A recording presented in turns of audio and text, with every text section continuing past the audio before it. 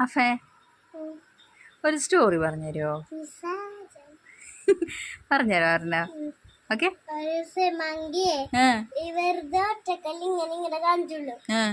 ഇങ്ങനെ മുള്ളും. ഓ എന്നിട്ട് റാബിറ്റ് പാട്ടുപാടി തന്നെ ഉണ്ടായിരുന്നു. ആര് റാബിറ്റ്?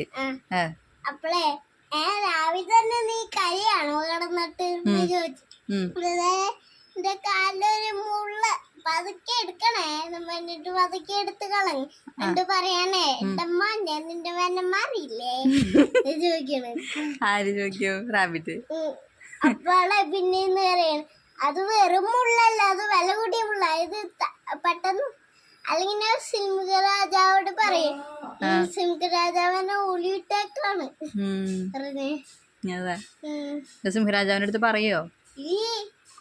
അത് ഞാൻ കൊച്ചിക്കാട്ടിലേക്ക് ഇട്ടല്ലോ, പിന്നെ ഇങ്ങനെ എടുക്കും. പിന്നെ റാബിറ്റ് പോയി സ്റ്റോറി തരുന്നു.